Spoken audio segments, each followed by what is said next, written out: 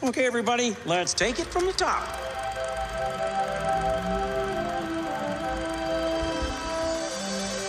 To all who come to this happy place, welcome. Hi-ho, everybody, and welcome back to D Plus Us Weekly, the show where we talk about shows exclusive to Disney Plus. I'm one of your hosts, Griffin Tennell, Griffy D-Pad, and as always, we have, sorry, I was trying to get the intro done before you were done drinking your water.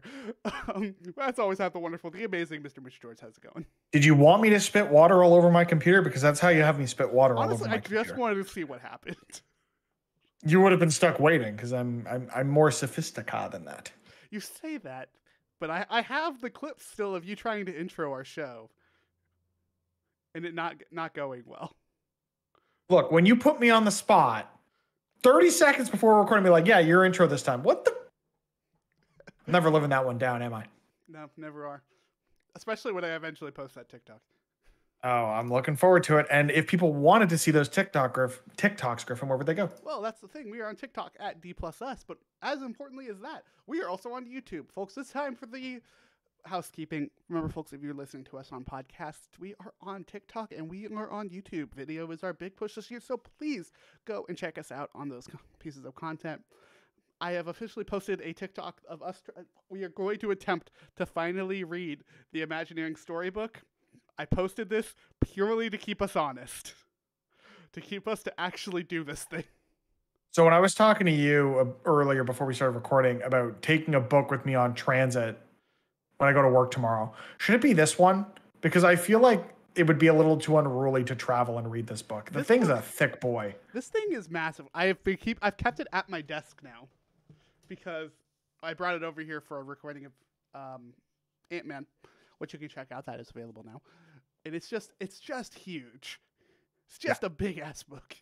Mine's sitting under my coffee table because I've got one other book on the go right now. I'm reading White Fragility, Learning to be a Better Anti-Racist Ally, especially given it is Black History Month. So do go educate yourself, find Black creators who are doing great stuff in this space. We are not the only ones creating Disney content. There are wonderful Black Disney content creators out there. So go give some of them a follow and show them some love, especially with it being Black History Also, Month. most of them were really Only because it's Black History Month. Significantly more talented than we are. I mean, that's almost that could be said of anybody on the internet. Fair. But yeah, I'm hoping to get through that one, and then from there we'll kick off that Disney book.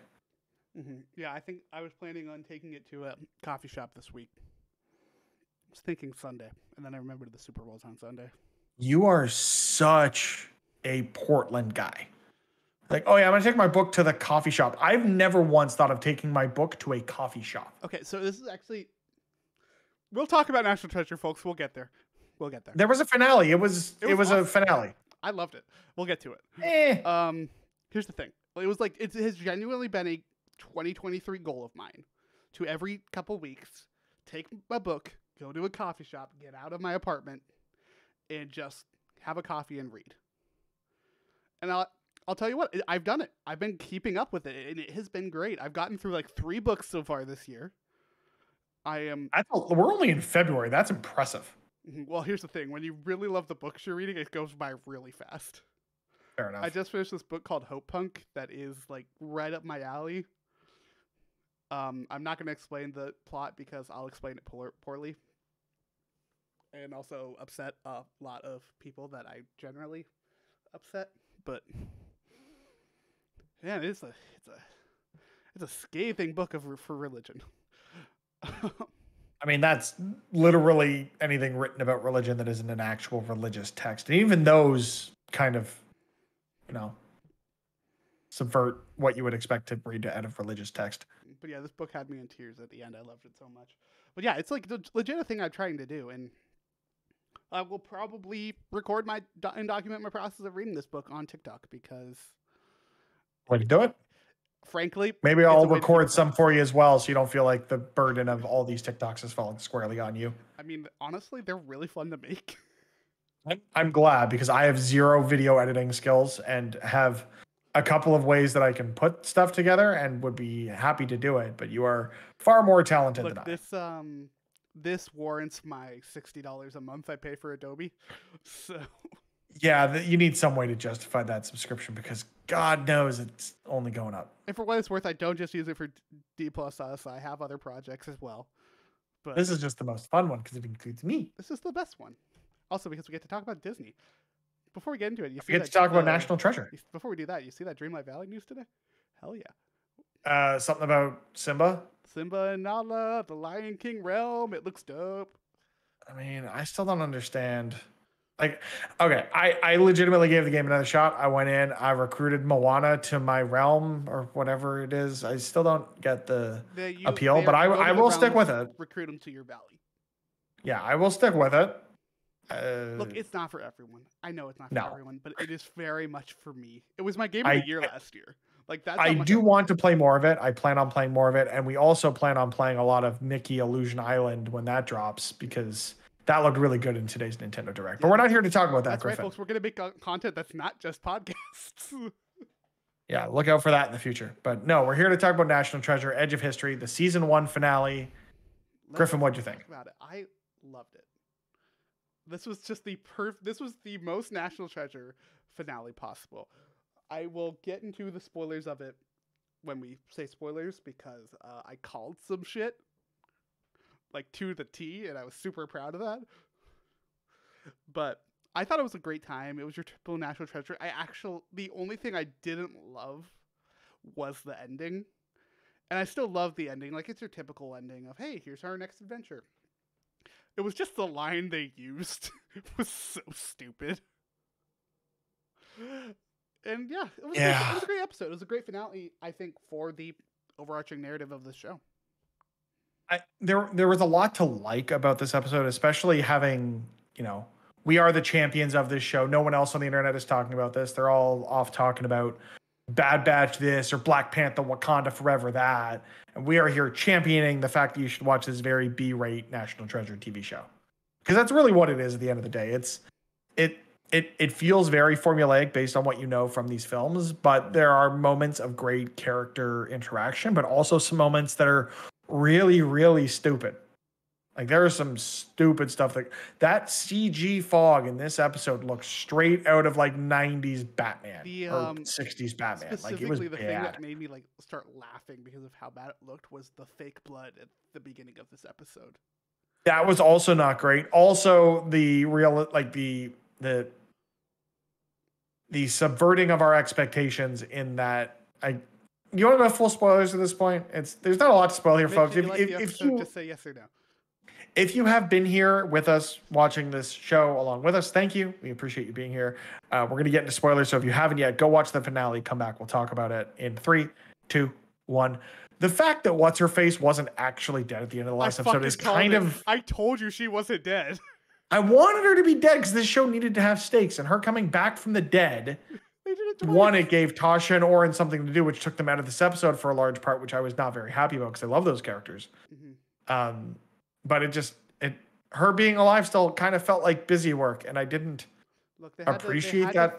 The show didn't need that additional plot line here. It needed the stakes. It needed that gravity to the situation, and it really didn't feel that way.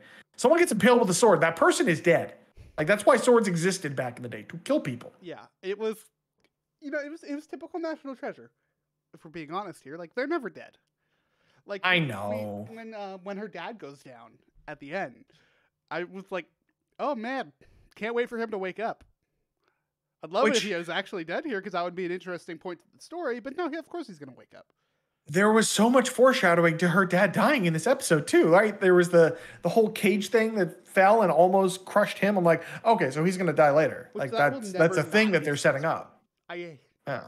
Scenes like that will always be stressful to me. Yeah, I think it only gets stressful with age. I think too, like it gets worse over time, or especially if you've suffered any sort of trauma around family, it's gonna be worse. Yeah, I think overall this was a weird episode. Like I really did enjoy it, but it was definitely weird. I loved the puzzle stuff. The motivation behind Salazar fucking sucked. Like. I love this whole idea, right? Of here we are trying to destroy these treasures to keep the status quo. And I think that in itself is a great idea. It is, and it makes them more compelling villains. Castel, Estra, or whatever the Latin was that I can't remember. They just kind of ruin it with how Salazar kills Casey, and then Billy kills Salazar, and then just turns towards the camera. I am Salazar now. Like it's so B-rate movie villain, and I'm just like, no, you had something, and then you lost me, and then you brought me back at the end with Billy being like, you don't know what you've unleashed because you don't, because you're a stupid kid that just opened up a whole can of worms you weren't expecting to open up, and it's only going to come back to bite them. One of these days, I'm gonna go through this show again and play B-movie bingo. It is perfect for this show. Yes, to see how many boxes get ticked, because I guarantee most of them are getting ticked. But no, that was a moment that actually like kind of upset me. Like I didn't want that character to die. I really liked that character. No, I'm glad that a character did die that we kind of cared about, and that character happened to be one of the villains. But at the end of the day, at least there was some gravity to the whole Salazar situation. Someone had to die, and it wasn't just the dude who got, hypnotized and shot a bunch of folks. Yeah. And here's the thing: with all of that said, there will the moment that the room that the treasure is in lights up, and you see all the treasure, and the National Treasure theme song plays underneath it. It just makes you feel good. It is popcorn adventure movie at its finest when stuff like that hits. And it doesn't have to hit, like this very much looked like, oh, it's the National Treasure room, but they had the budget of a Disney Channel original movie kind of treasure room. They will never top the first movie when the fire coming down and lighting up this massive cave. Like that was so hype. I was so hyped. So like they did it their way that was perfect for this show. I really did. Yeah, it was disappointing, but expected, just given the nature of the show and the fact that it is, it's made for TV National Treasure, so it's going to feel like made for TV National Treasure. Mm-hmm. Yeah, I think another critique I have of this one was specifically how they flash back to information, like just not trusting that we'd watched any other episode of this show. Yeah, just in case you fell into only the finale, here's everything that's happened thus far. Yeah, it was like, okay, I see why you're doing it, Young audiences typically forget that kind of thing. Mm-hmm. But this isn't, I guess it is YA National Treasure, so. It is. And I mean, the dad kind of leans into it at the end of like, what I was missing the whole time I was treasure hunting? Friends. Well, I'm just like, yeah, we get treasure. It. It's a young adult National Treasure. Like, relax. The real treasure was the friends we made along the way. It's okay. Get in here, Dad. Oh my goodness, my first selfie. Like, oh my God, we get it. You were in prison. Like, it was kind of adorable, though. You have to admit. It was dorky in a dorky dad kind of way, but like, we haven't had this character long enough for him to be making dorky dad jokes. You know what I mean? Oh yeah, I gotcha. It felt a little unearned, but that's just me finding ways to critique this show. And ultimately, I think the plot we got across these 10 episodes was fun. It was a fun journey. Would I recommend everyone go and watch this show? Absolutely not. This is not one of those things this isn't required Disney Plus viewing in the way that Mandalorian is or most of the MCU shows are. Was it fun? Sure. If you have a hankering for something like this, I think it would actually be a pretty good bingeable show of just fly through these episodes. It's probably going to be great for you. Yeah. And I think at the end, they hint at plot for future National Treasure stories, whether that be here in a potential National Treasure 3 or some amalgamation of the two with some crossover, whatever the case might be. I'd love to see a season 2 where they're chasing after some other thread from this Pan-American treasure. I don't expect us to see it. I think we might. But I'd be happy to see it. So here's why I think we might get it. This was made because the creators of National Treasure wanted to make a show. It was very clearly that. Yeah. If they want to make a season 2, they'll probably just make a season 2. I feel like we're more likely to see a season 2 of this show as opposed to other original Disney Plus shows. And the reason for that is just this is an established IP. Even if it's not quite to the level of what we got from the Nicolas Cage National Treasure films, it is something with a built-in, there's nostalgia around this property. There is a brand. There are people that are fans of this property. So the name alone will get people to click. on a is season one, a franchise. season two, or a subsequent film. I That think it's something still- like I do Oh, think sorry. it stands on its own well enough, though, to be like. Obviously, no one was coming into this because of the characters that were already here. Like people were obviously coming to this because of the background of those first two National Treasure movies. But I really do feel like there was enough here to create a different kind of fan base, to create its own fan base. yeah, That said, I don't think it was promoted in the right ways to find the right audience. Because like promotion is, it's very much getting people to see your shows, but it's it's even more than that, 9/10 of this. Yeah, getting the right people to see your shows. Mhm. Like getting the people to watch it that will champion this show to their friends, family on social. I didn't see TikToks for this, which would have been great for that young adult audience. But the reason, like taking the creative side out of it and understanding that they're weaving this plot and there's something interesting here for people who are fans of this franchise and people who are fans of this sort of adventure puzzle solving type of show.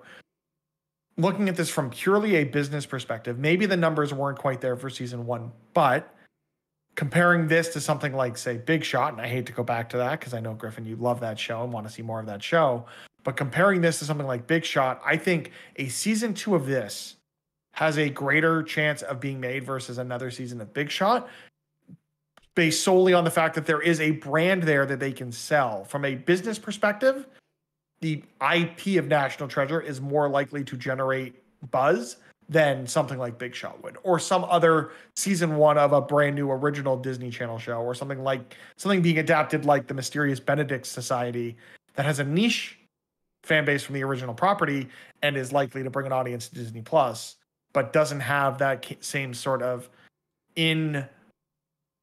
established nature in the medium of film and television, the way National Treasure does. Yeah, the thing about Big Shot in particular is Big Shot has a 50-50, whether or not it comes back.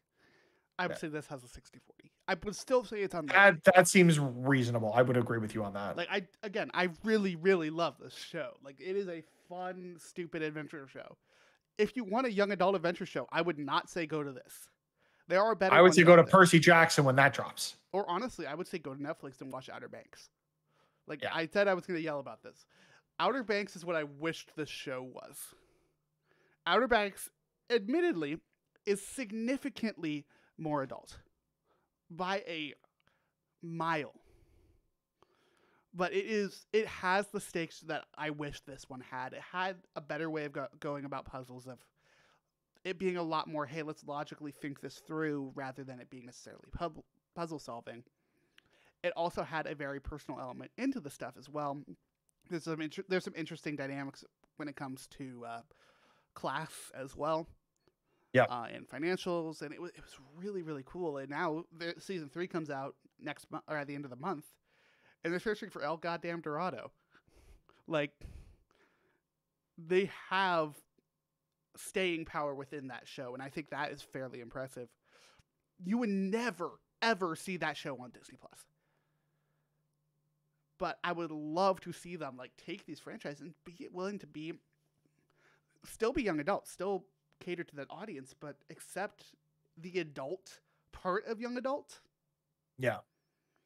I feel like that's something that Disney typically misses. Disney typically skews more child friendly, which is it's Disney. But Disney has that family friendly, yeah. And that's done me yelling about Outer Banks. I just saw the trailer for season 3. Can I take your Outer Banks argument and pivot into something that is going to affect me personally in very short order, in that I'm not going to get to watch that show unless I am going to choose to pirate said show, because Netflix is rolling out their password or their primary location policy in certain countries starting today. One of those countries, Canada.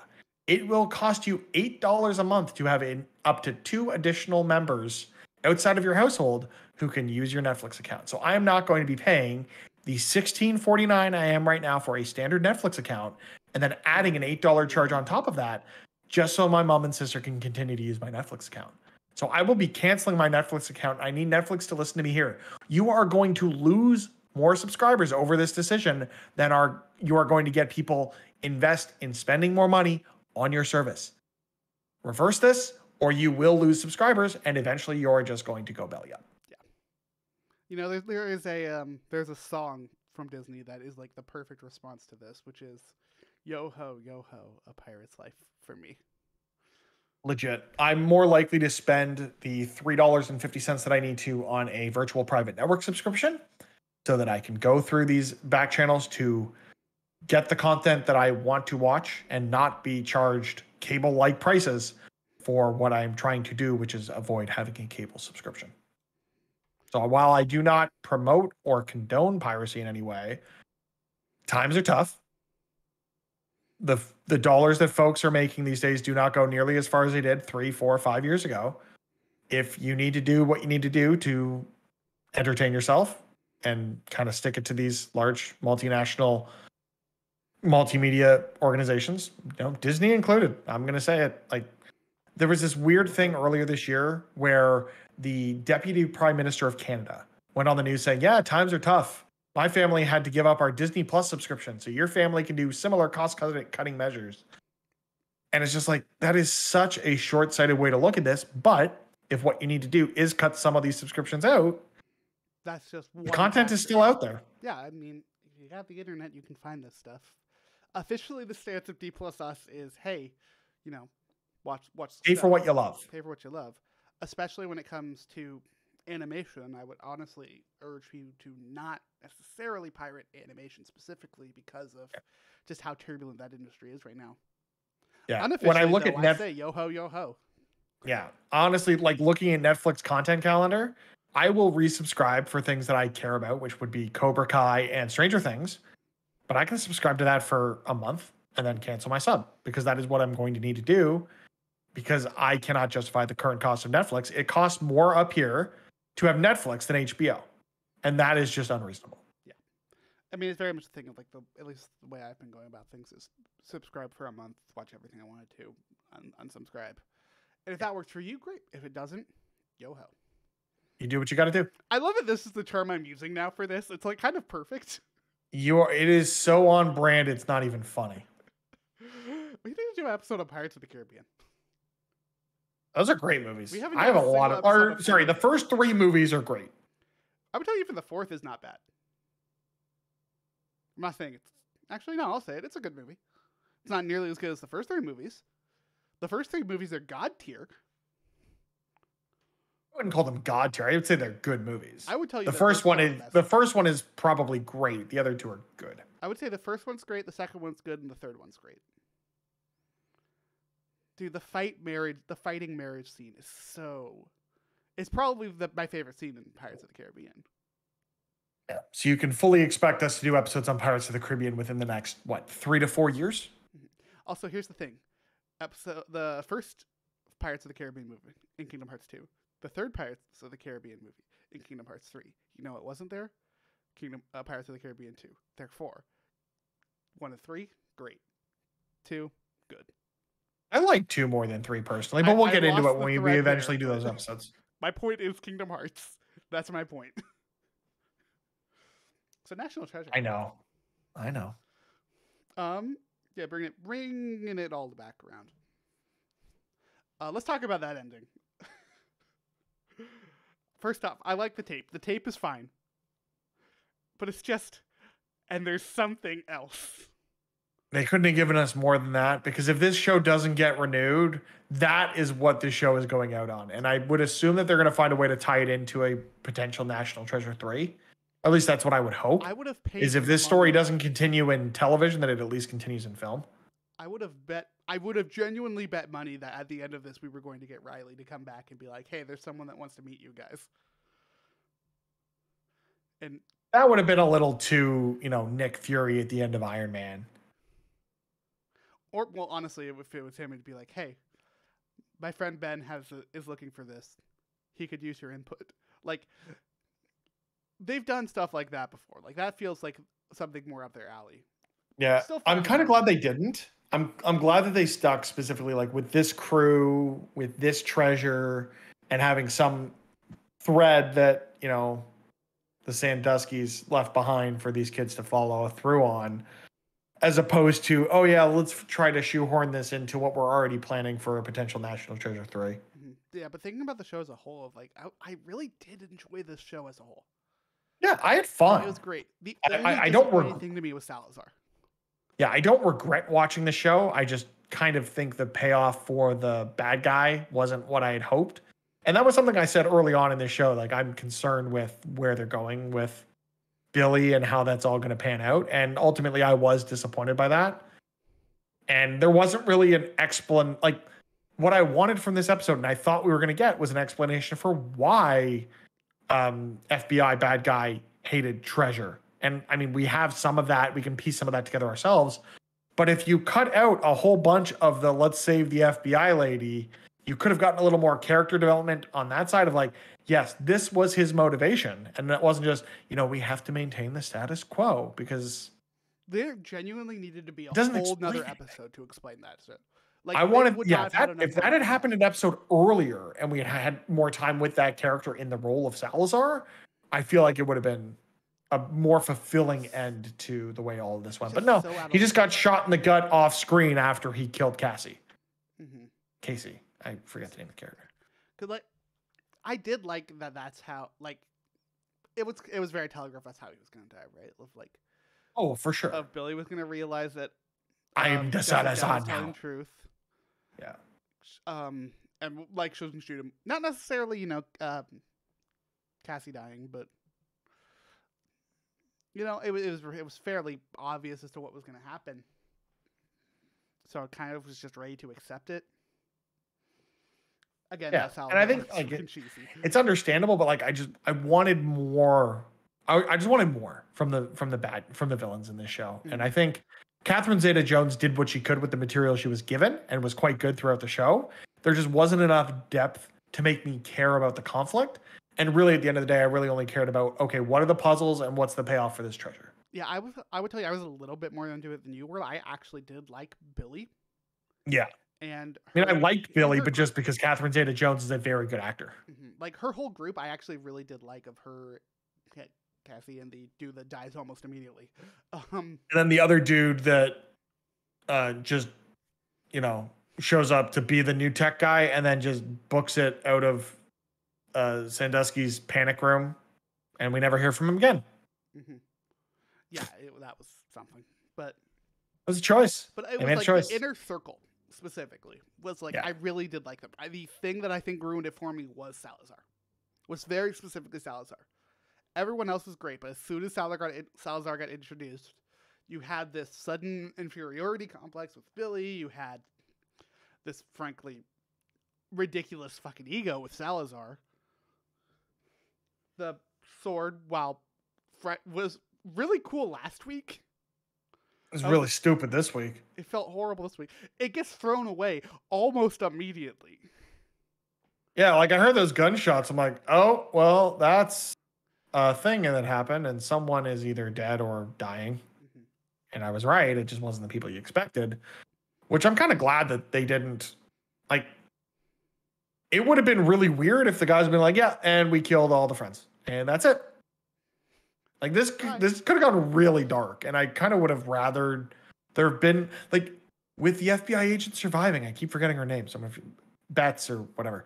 There just weren't stakes. Like, I didn't feel like there was any risk for any of the characters at any point in the show if they were part of the main cast. Yeah, that was. And I just wish there was more of that. That's why I relate this show to Outer Banks. Yeah.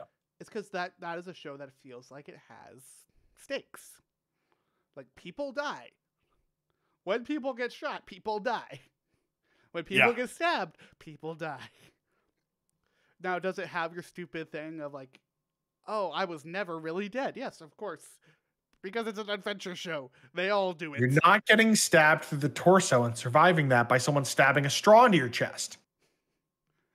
I would love to know a medical professional's opinion on that being the treatment for her dying. I'm sure there's some validity to it, but it just seems like that it was a very traumatic scene. But like, she was stabbed through the abdomen with a sword.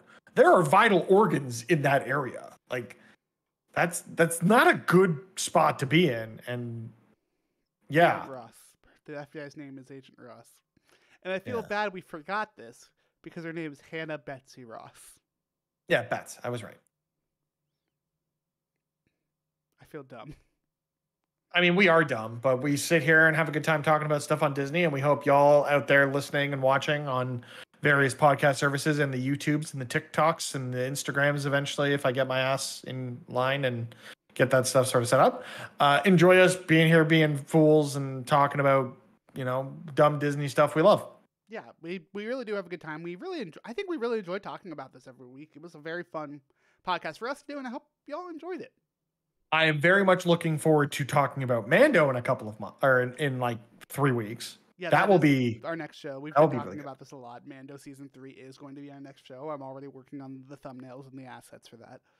We may reach out and have some guests on that series. Yeah, there's been a couple people who have already requested being guests for that. So we can get a couple of folks back. If you're interested in coming on and talking Mando with us, we'd be happy to have you. I've got some friends I may reach out to see if they want to come on and chat. It's cool. But yeah, we'd love to have you for an episode of Mando and just chat about all the Star Warsy stuff we love on this there Disney Plus streaming service we are based officially going podcast. back, Mitch, to me staying up till midnight to watch episodes. And we're officially going back to me waking up an hour before work to watch episodes instead of me watching it on my lunch break like I did with this show. I shouldn't be doing it. I wake up and start work probably around the same time you do, but Yeah, time zones are weird that way. yeah, no, we will be doing Mando. We're super excited for it. It's going to be a great time. But there's other content happening before that. We do have an episode up right now of the main show about Ant-Man. Ants. No, Ruben Guerrero of Penultimate Conquest came by and talked about Ant-Man with us and kind of just Marvel in general. A lot of it was hype for Quantumania. A lot of it was, hey, what is Marvel doing in the future? We did talk about Ant-Man. We did talk about it. I feel like we missed a very good cross promotional marketing opportunity of having our friend Ant on a show about Ant-Man. Yeah. Next time, baby. for Ant-Man 5. There won't be one. Ant-Man There 4. I don't know if he's making it out of the third one, but you're going to have to tune in the Tuesday after that movie drops to hear our thoughts all about Ant-Man and the Wasp Quantumania, which is We'll be doing happening an episode. next week. The way those episodes go, if you have not listened, is we will start spoiler-free and then go into spoilers partway through the episode. Yeah. But yeah, come and check us out. Go watch that movie. We're assuming a lot of people are going to go watch that movie. It's a Marvel movie, for God's sake. That movie is kind of the reason we started doing video, because we know, people go to YouTube for stuff like that, and we want to make sure we are everywhere you want to consume us when we talk about Ant-Man and the Wasp Quantumania, That Tuesday news was after weird. it releases. That news was weird when we tried to do a trailer reaction that was audio only. Yeah, that was kind of odd, but at least don't now know there's why. video to go with the audio. Yeah. I actually had a thought for a video only show that I wanted to brainstorm with you, but we can do that off air. Ooh, this will be fun. I'm looking forward to that after this episode now. Thank you, everybody, for listening. Mitch, if you want to keep up with us, where can people find us? B plus us on all your socials, best places to keep up with us. Instagram coming soon. Twitter, TikTok, YouTube, best places to keep up with us. Episodes of the show can be found on your podcast service of choice. If you could, on wherever you are listening / watching this, 5 stars, thumbs up, like, share, comment, tell us what you like, what you don't like. We want to hear from you. Subscribe, click all the buttons. All the buttons are very appreciated. Positive or negative feedback, always appreciated, because we only want to make this a better product for us and a better product for you. So we love hearing from you about what you like and do not about said show. Yeah, please let us know. This show is ever evolving, always changing. As is evident. We're in Technicolor now. I'm still so proud of that bit. Yeah, me too. No, it will be interesting. We are doing other promotional material on other people's podcasts as well. If you are listening to this before Saturday the 11th, I'm assuming. We will link out guest appearances on other shows that we do related to all this great Marvel, Disney, Star Wars content we consume. Yeah, we will be talking Marvel with the folks at Penultimate Conquest. So we will link to that if you are interested. Check out our Twitters for that. Will we probably update since we talked about it, we'll update the link to this in this video to link out to that post it releasing. We'll talk about it. We'll figure it out. You will see us on that show. Yeah. All right, folks. Thank you very much for listening. We will see y'all back when we start Mando. But until then, Well, no, we'll be back for Ant-Man. Come back for Ant-Man and the Wasp: Quantumania. I'm talking about the weekly show. I'm talking about the weekly show. The weekly, yeah. We'll be back for Mando. We'll be back for Mando. But until then, have a magical day.